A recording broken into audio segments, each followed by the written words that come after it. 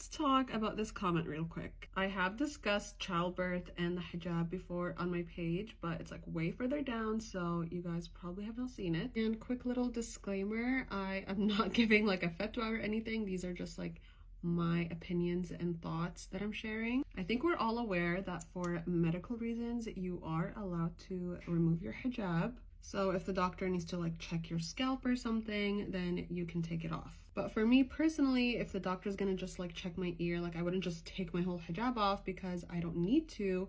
I would just like, you know, like peek my ear through my hijab. So technically when giving birth, you don't have to take your hijab off because they're not doing anything with your head, so you can keep it on, which I know a lot of women prefer to do that. But the way that I see it is, what is the meaning of hijab? It's not just a piece of cloth that God told us we have to put on and never take off under no circumstances. It's on for modesty reasons. So if a male doctor has to come and check you during childbirth and they're seeing everything downstairs, what would be the point of the hijab at that point? It's certainly not protecting your modesty because your hair is the least of your concerns. So in my personal opinion, if taking the hijab off is going to make you more comfortable during labor and childbirth, you just cannot be bothered to be like fidgeting with it. If you're sweaty, whatever it is, then I think that's okay. With all that being said, I do think that we have a responsibility as Muslim women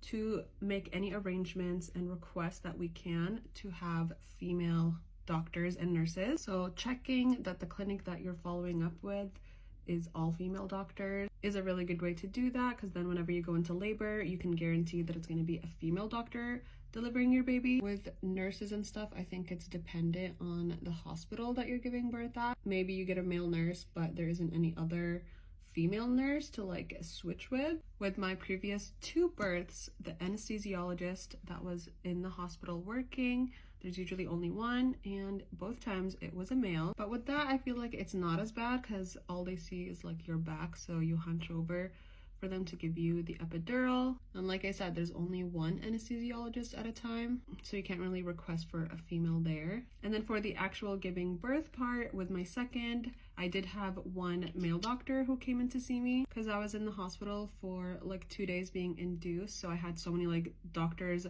turn over during that time, which I thought would be like so uncomfortable and just so embarrassing, and I would die of anxiety, especially as a Muslim woman. But honestly, it wasn't that bad because when you're giving birth, like you just give 0 Fs. There's 100 nurses coming in and out, everybody is looking at you, so you kind of just stop caring by the end of it. Childbirth